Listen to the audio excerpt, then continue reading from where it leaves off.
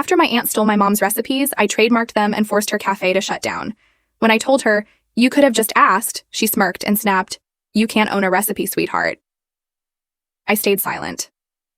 That was 3 months ago, and yesterday she showed up outside my house in tears, realizing too late what she had lost.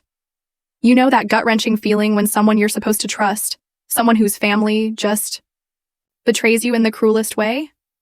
That's what it felt like when my aunt stole my late mom's most cherished recipes and tried to build an empire on them.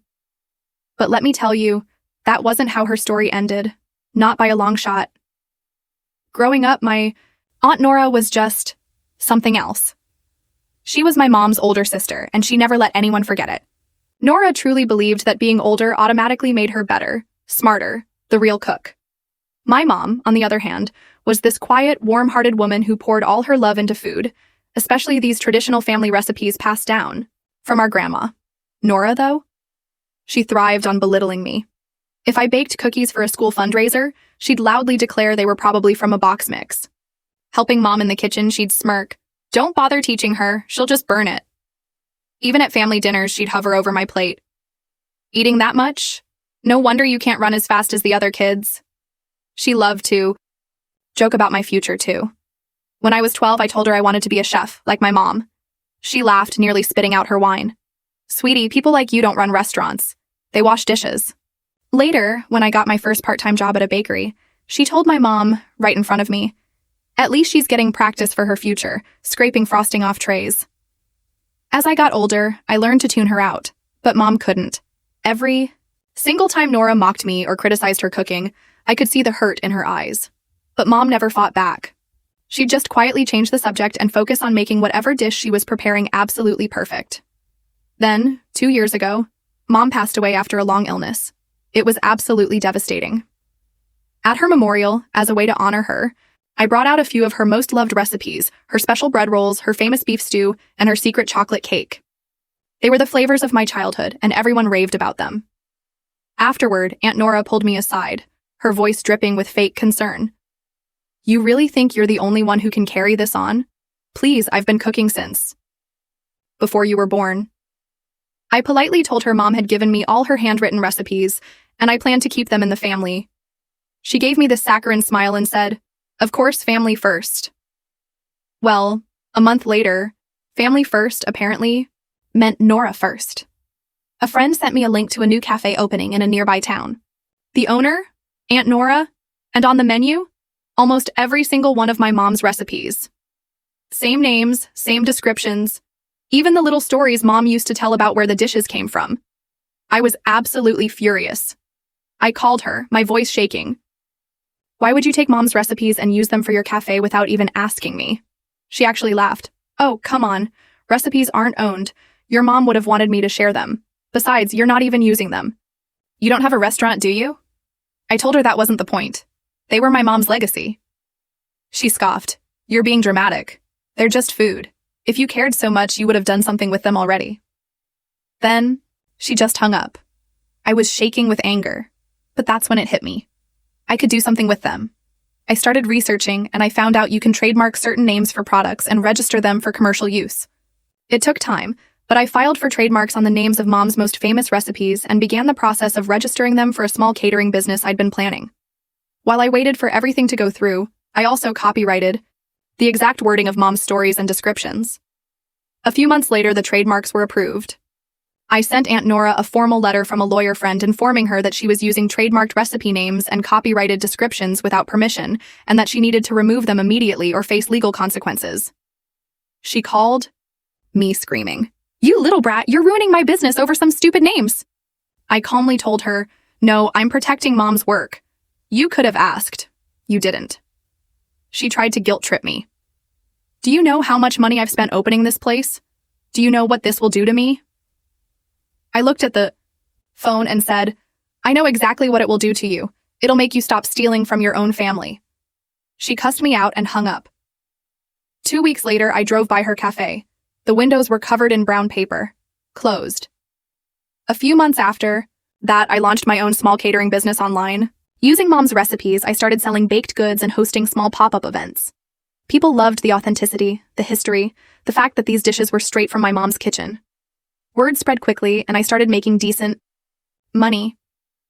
Meanwhile, Nora went around telling everyone I had destroyed her dream. But people weren't sympathetic when they heard the full story. Some even told me they'd refuse to support her cafe once they learned she'd stolen the recipes. About a year later, I got a catering request for a big family reunion. Guess who it was from? My cousin, Megan, Nora's own daughter. I sat at my laptop staring at the email, my hand shaking as I clicked it open. The sender was Megan. Subject: catering request for family reunion. She needed someone to cater our grandmother's 90th birthday party next month. She wrote that she knew things were complicated with her mom, but I was the only caterer who could make grandma's recipes the way they should be made. The recipes Nora had stolen were actually our grandmother's recipes, the ones she'd taught my mom. I closed the laptop, walked to the kitchen, and just started pulling out flour, eggs, and chocolate without really thinking. My hands moved on their own as I measured, mixed, and poured batter into the old cake pans Mom had used 1,000 times. The clock showed 2:17 a.m. when James, my husband, shuffled into the kitchen wearing his old college sweatshirt. He found me frosting the third layer of Mom's chocolate cake. He wrapped his arms around me from behind. "You don't have to do this reunion if you don't want to," he murmured. We both knew I was already mentally planning the menu. It's what Mom would have wanted. The next morning, I called David, my lawyer friend. He picked up on the second ring, listening as I explained Megan's request and my concerns about catering for Nora's side of the family. He reminded me the trademark dispute was settled, but warned me to document everything. Family feuds, he said, have a way of reigniting when you least expect it. 3 days later, I met Megan at a coffee shop. She looked tired, dark circles under her eyes, her hands wrapped around her coffee cup. She told me her mother had been spiraling since the cafe closed, blaming everyone but herself. Megan said Grandma didn't know about any of the drama with the recipes and asked me not to let her mom ruin the birthday party. I spent the next 3 days going through my catering contracts and insurance policies with a fine-tooth comb. I added specific clauses about recipe ownership and usage rights that David had suggested. My business had grown steadily, but this event felt like walking into a minefield. The phone rang while I was reviewing the final contract. Nora's name flashed on the screen for the first time in over a year. Her voice dripped with fake sweetness.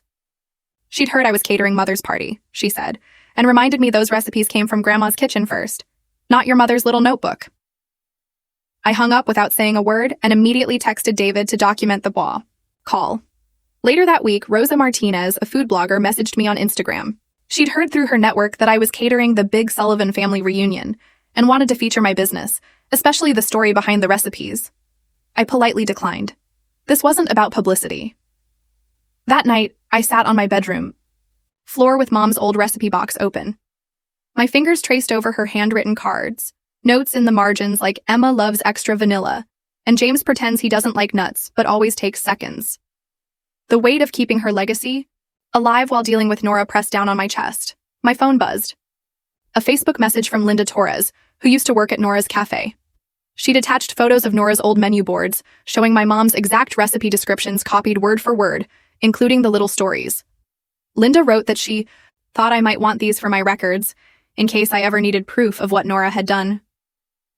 A week later, I literally ran into Uncle Pete near the tomatoes at the grocery store. He looked uncomfortable, shifting his weight. He admitted Nora had been telling everyone that I stole her business idea. She was even considering suing me for defamation, which made my chest tighten with that familiar anger.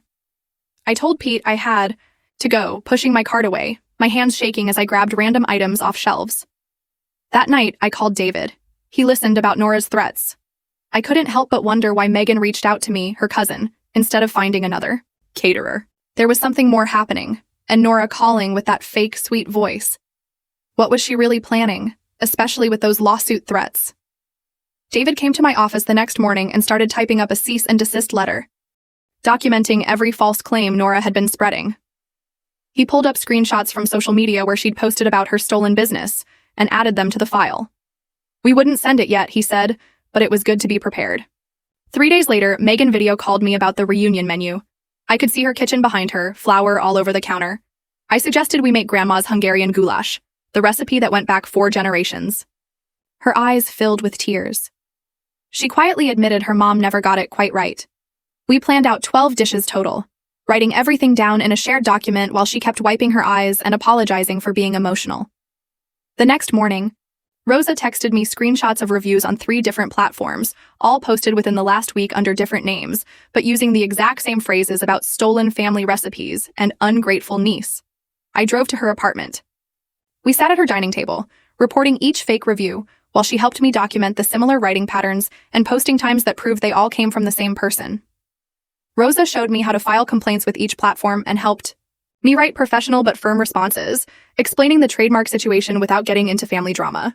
2 weeks before the reunion, I was in my commercial kitchen at 5 a.m., prepping vegetables for a wedding order when I heard banging on the back door. Nora was standing there in her pajama pants and winter coat, demanding to inspect what I was making for her mother's party, trying to push past me. My assistant, Chef Marcus, grabbed his phone. "I'm calling the police," he said. That made her back up, but not before she screamed that I had no right to cook for her side of the family. She left tire marks in the parking lot when she peeled out. Marcus locked the door behind her, asking if I was okay. The next day, James came over with a toolbox and spent the afternoon installing security cameras around the kitchen's entrances, drilling holes and running cables, telling me my mother would be proud of how I was handling everything. Linda called that evening. She'd heard about the reunion from a mutual friend and wanted to help with the catering.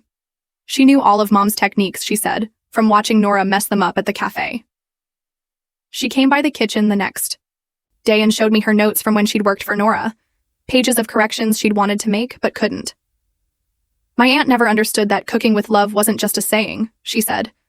We spent 3 hours going through Mom's recipes together, Linda pointing out the little things Nora had always gotten wrong, like not letting the dough rest long enough or using the wrong temperature for the beef. 10 days before the reunion, I woke up at 3 a.m., heart racing from a nightmare where Mom's recipes were burning in an oven I couldn't reach. The smoke alarm in my dream mixed with my real alarm clock. I took my anxiety medication, but my hands were still shaking an hour later when I tried to drink coffee. I had to call in my part-time helper to cover the morning prep because I couldn't focus. That afternoon, Nora sent a group email to 43 family members with the subject line, "Important family matter." She claimed I was profiting off our family heritage and suggested everyone boycott my services. My phone started ringing within minutes with confused relatives asking what was going on. I spent the next 4 hours explaining the real story to aunts and uncles and cousins I hadn't talked to in years. Megan called me crying that evening, saying she was going to respond to her mother's email. The next morning, she hit reply all with screenshots of the trademark documents and a timeline showing exactly when Nora had stolen the recipes versus when I'd protected them legally. She wrote that her mom had stolen from Aunt Claire first, and I had only protected what was rightfully mine. She ended with a note that she was still proud to have me cater the reunion. The family group chat exploded. Some supported me, others said we were both being ridiculous. 3 relatives called to cancel their reunion attendance because they didn't want to deal with the drama. A week before the reunion, Grandma called me directly for the first time in months. Her voice was shaky but clear. She said she didn't care about the fighting and just wanted me to make the food my mother would have made. I hung up and sat there for a minute, knowing I had to make this reunion perfect for her sake. The next morning, I drove to my commercial kitchen early to start prepping. My key wouldn't turn right at first. When I looked closer, there were fresh scratches all around the lock. Someone had definitely tried to break in overnight. I pushed the door open carefully and checked everything, but nothing was missing, or moved. The security camera footage just showed a person in a dark hoodie messing with the lock around 2 a.m. I couldn't tell who it was, but my stomach dropped. I had a pretty good idea. I called David right away, and he told me to file a police report immediately. The officer who came out, Patricia Daniels, took photos of the lock and wrote down everything. She looked at me seriously and said, "Domestic situations can get dangerous fast." After she left, Linda came by to help me test recipes for 50 people. We worked side by side, measuring flour and adjusting seasoning on Mom's beef stew. Linda told me how Nora used to yell at the cafe workers when they questioned her changes to the recipes. She said Nora would add weird ingredients like truffle oil to Mom's simple bread rolls. We kept working and got 3 dishes perfect before Rosa posted something online that afternoon. She wrote a whole blog post about family recipes and who really owns them after someone dies. She didn't use our names, but everyone in Burlington knew exactly what she was talking about. The comment section went crazy with people taking sides, arguing about tradition versus business rights. 3 days before the reunion, I was loading bags of flour into my car at the restaurant supply store. Nora came out of nowhere and started screaming at me in the parking lot. She was yelling that I ruined her life and turned Megan against her on purpose. Her face was red, and she was shaking her fists while at least 5 people pulled out their phones. I just stood there, holding my flower, while she kept screaming about how I was jealous and vindictive. The whole thing lasted maybe 3 minutes, but it felt like forever before she finally stormed off. Within an hour, the video was all over our local Facebook groups, hundreds of comments. Most people were on my side after seeing her lose it like that, but now I worried about Grandma seeing it. My phone rang nonstop that evening with relatives asking if I was okay and what really happened. Some said they were reconsidering coming to the reunion because of all the drama. Later that night, Megan showed up at my kitchen looking exhausted from dealing with her mom. We sat at my prep table and shared a slice of Mom's chocolate cake without saying much. Both of us knew this reunion might break our family apart for good, but neither wanted to say it. The next morning, a health inspector showed up saying someone filed a complaint about safety violations in my kitchen. He looked around for 20 minutes and found nothing wrong because I keep everything spotless. He pulled me aside and warned me that Nora was taking this way beyond family problems now. David filed for a harassment restraining order against her that same day, but the hearing wouldn't happen until after the reunion. 2 days before the big event, my dad, James, came to help me load all the supplies and equipment. He lifted boxes while telling me about watching Mom teach me to bake when I was little. He said she always told him I had a special gift with food that Nora never had. The morning before the reunion, I drove to the cemetery at sunrise with fresh flowers and one of Mom's recipe cards. I knelt by her headstone and placed the card against the granite while my hands shook. "I'm trying to do right by you," I whispered to the stone, before heading back to start cooking. The reunion day arrived, and I was up at 5 a.m., starting the goulash exactly how Mom taught me. Linda showed up at 6 with coffee and helped me brown the meat in batches. We worked side by side for hours, getting everything ready while the smell of paprika filled the kitchen. 2 hours before the reunion, I got a call from the venue manager. Nora was outside demanding to be let in, insisting she needed to supervise the setup since it was her family's event too. The manager refused, just like Megan had told him to. I could hear Nora pounding on the glass and screaming until security finally came to move her away. When I arrived at the venue, extended family members started showing up early to help set up. Uncle Tom pulled me aside. He had no idea what Nora did with the recipes. My cousin Sarah hugged me and whispered that Mom would be so proud. More relatives kept coming up to me with similar comments, and the support felt good, but also overwhelming. I was arranging the dessert table when I noticed my hands wouldn't stop shaking. This wasn't just about serving food anymore. It was about proving I deserved to carry Mom's legacy forward. Linda saw me struggling and came over to gently study my hands, reminding me to breathe slowly. Grandma arrived just as we were bringing out the hot dishes, and she stopped dead in her tracks. The smell of the goulash hit her, and tears started rolling down her cheeks immediately. "It smells like home," she whispered, grabbing my hand tight. Across the room, I saw Megan wiping her eyes too as the aroma filled the space. During dinner service, relatives kept coming up to share stories about Mom's cooking at past gatherings. Aunt Betty told me about the time Mom made 3 wedding cakes in one weekend. Uncle Mike remembered how Mom always made extra food for anyone going through hard times.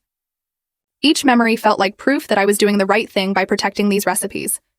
Everything was going perfectly until I heard a commotion near the service entrance about an hour into dinner. Nora had somehow snuck in through the kitchen door and was heading straight for the food table. Before anyone could stop her, she grabbed the microphone from the DJ stand. "These recipes were stolen from me," she announced to the whole room. Megan and 2 security guards immediately rushed over, pulled the mic away, and escorted her out. The whole room went quiet for a second before Grandma slowly pushed herself up from her chair. Her voice was shaky, but loud enough for everyone to hear. "Those recipes were never Nora's to begin with," she declared. She told everyone how she taught them to my mom, Claire, because Claire had the right heart for cooking. And then, looking straight at me, she added, "And Emma got that same heart from her." Grandma sat back down, and the room stayed silent for another few seconds before people started clapping. After that, the party kept going, but something had changed in the air. Family members who never really picked sides before started coming up to me one by one. My cousin Sarah told me about the time Nora took credit for her wedding cake design. Uncle Pete mentioned how Nora claimed she invented a sauce recipe that his mom had been making for 40 years. Aunt Linda said Nora once stole her knitting patterns and sold them online. People were sharing stories I'd never heard before, and each one made the pattern clearer. When the party wound down and we started cleaning up, Uncle Frank found me stacking chairs in the corner. He looked around to make sure no one was listening, then pulled a small USB drive from his pocket. He told me he'd been recording Nora's rants about me for months because he was planning to divorce her. The USB had everything, including her admitting she stole the recipes and detailed plans about how she wanted to destroy my business. He said I should use it for the restraining order I'd need to file. I thanked him, slipping the USB into my purse. On the drive home, my phone started buzzing with text after text from Nora. The first ones were just angry, calling me names and saying I ruined her life. Then they got stranger, talking about how I didn't know the real story. The last one made my blood run cold. She wrote that she knew things about your mother that you didn't know, secrets Mom took to her grave. 2 days later, I met with David at his office to go through everything on the USB. We listened to recording after recording of Nora screaming about me to Uncle Frank. In one, she admitted taking the recipes from Mom's recipe box the day after the funeral. In another, she talked about hiring someone to leave bad reviews for my catering business. There was even one where she described her plan to show up at the reunion and make a scene. David made copies of everything. This, he said, was more than enough for a restraining order and possibly criminal charges. That afternoon, Rosa called, asking if I'd do an interview about what happened at the reunion. She'd heard from multiple people who were there and wanted to get my side of the story on record. I agreed. I was tired of Nora controlling the narrative. We met at a coffee shop the next day and I told her everything from the beginning. Halfway through, Rosa stopped me. 3 of Nora's former cafe employees had contacted her with similar stories.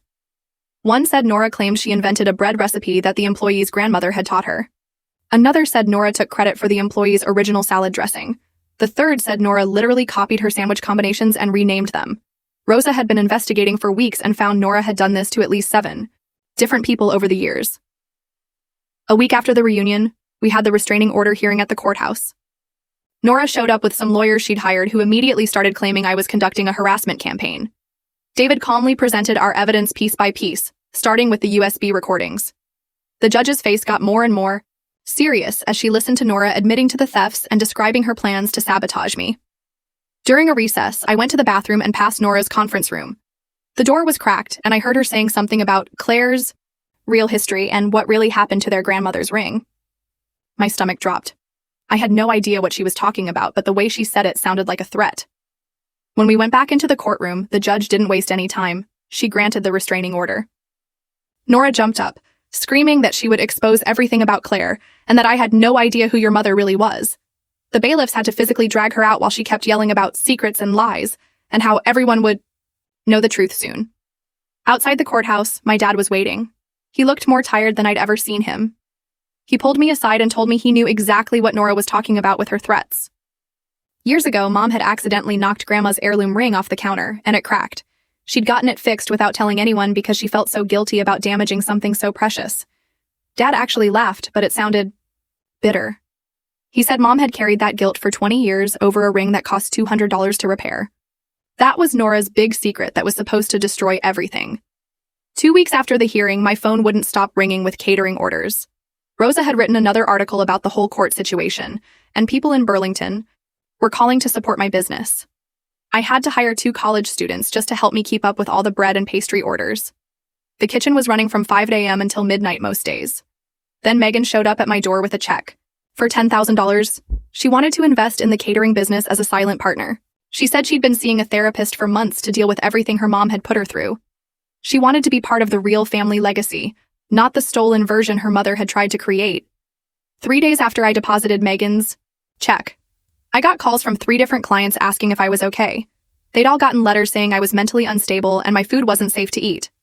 The letters had been mailed from different post offices, but they all had the same handwriting. David immediately filed contempt of court charges since Nora had clearly violated the restraining order by contacting my clients. Linda called me that same week with screenshots she'd found online. Nora had been posting in food industry forums, under fake names for weeks, offering $500 to anyone who could give her dirt on me or my mother. The posts were getting more desperate each day, begging for anything that could hurt my reputation. One post even said she'd pay $1,000 for proof that my mother's recipes were stolen from someone else. 3 weeks later, I was going through boxes in the attic looking for Mom's old mixer when I found one of her journals. The pages were filled with notes about teaching me to cook when I was little. One entry from when I was 8 made me sit down on the dusty floor. She'd written that I understood something most people didn't, that recipes were love letters to the future. She said watching me cook made her believe our family's traditions would live on. The contempt hearing happened 2 days after I found the journal. The judge gave Nora a choice: 30 days in jail or 200 hours of community service. She picked community service, but then started screaming that the whole system was rigged against her.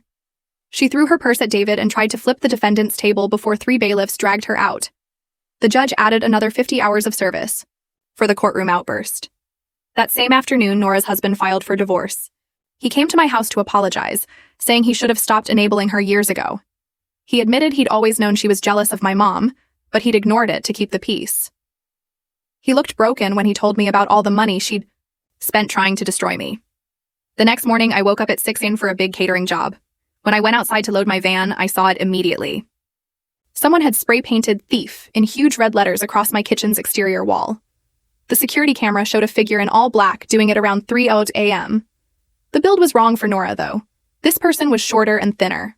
The police came and took the footage. They ran it through their system and got a hit within hours. The vandal was Nora's hairdresser, a woman named Carol who'd been doing her hair for 15 years.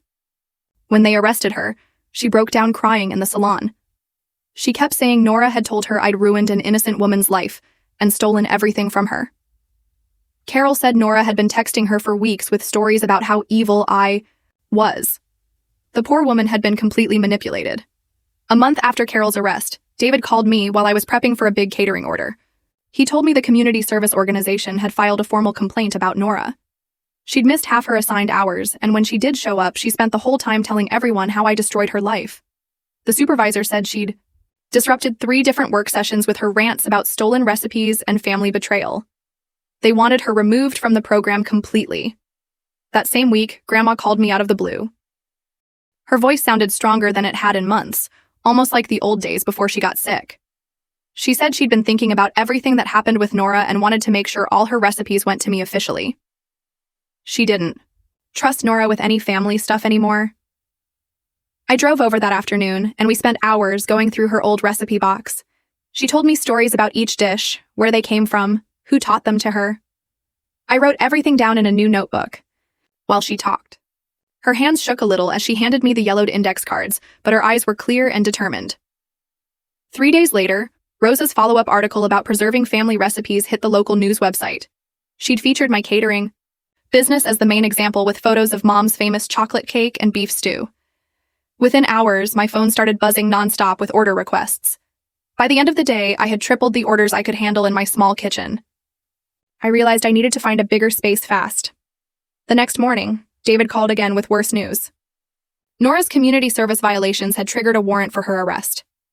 The judge considered it contempt of court since she'd agreed to the service as part of her plea deal. Before the police could find her, she sent me an email that made my blood run cold. The subject line just said truth, and the message read, "You killed your mother with your selfishness, just like you're killing this family." I stared at those words for a long time, my hands shaking. Dad found me crying at the kitchen table and pulled me into a hug. We decided to go through Mom's remaining belongings that weekend, partly to distract ourselves. In a box at the back of her closet, we found something that stopped us both cold. It was a manuscript for a cookbook Mom had been working on, complete with photos and stories about each recipe. The dedication page was already typed up, and it said, "For Emma, who will carry these forward with love." Dad and I both cried, reading that. 2 weeks passed with no word about Nora's whereabouts. Then Megan started getting calls from her mom's friends. One by one, they reached out to say Nora had been staying with them, telling wild stories about being persecuted by her evil niece. Each friend eventually recognized the manipulation when Nora's stories kept changing and getting more dramatic. They all asked Megan to come get her mother, but by the time Megan arrived, Nora had already moved on. The pattern became clear pretty quickly. Nora was running out of places to hide. Finally, the police got a tip from a motel clerk 2 towns over who recognized Nora from the news coverage. They arrested her in the parking lot as she was trying to leave.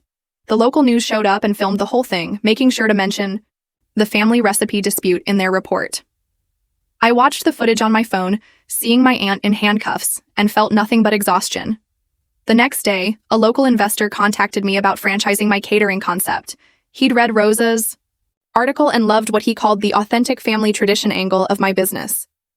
He offered good money and promised to keep everything exactly as it was. I thought about it for maybe 5 minutes before saying no. Mom wouldn't have wanted her recipes turned into some corporate franchise operation. These were meant to be made with love, not mass-produced for profit.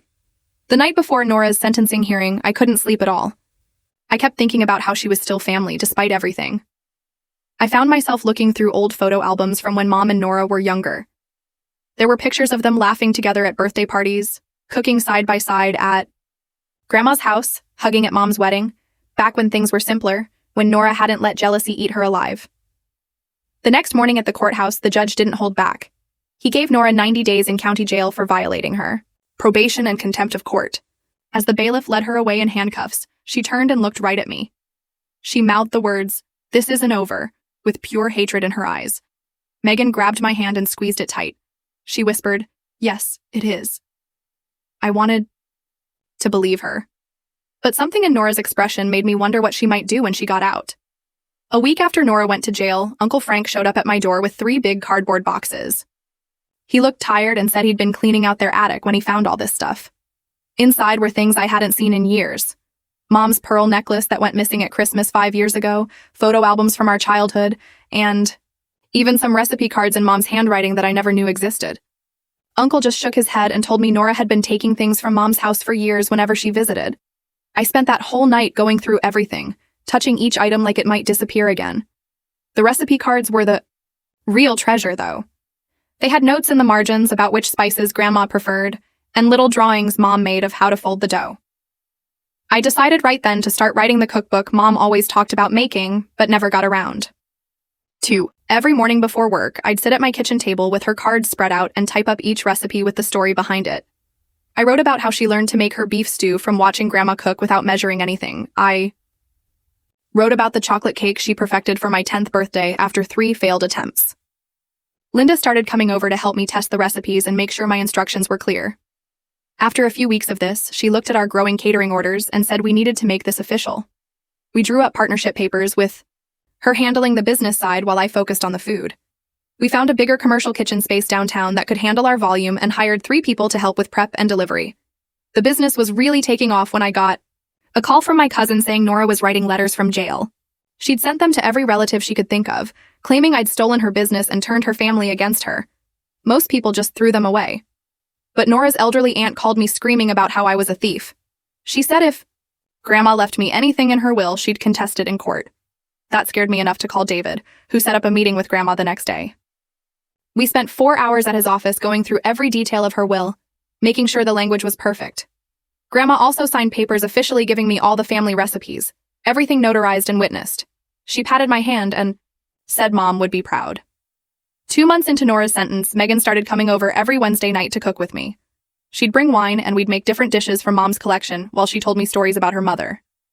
She said Nora wasn't always so bitter, that there was a time when she actually laughed and had friends. Megan showed me old photos of Nora and Mom as teenagers, arms around each other and smiling. It was hard to connect that girl with the woman who tried to destroy me. Then things got weird when a reporter doing a story on jail conditions interviewed Nora. Instead of talking about the jail, she spent the whole interview ranting about our family and making wild claims. She said I'd poisoned Mom against her and stolen recipes that were rightfully hers. The reporter fact-checked everything, and the article that came out basically painted her as delusional. 3 different family members sent me the link with laughing emojis.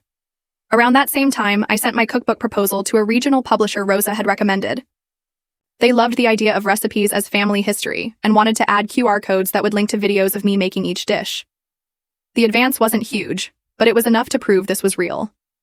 As Nora's release date got closer, I started feeling that same dread from before.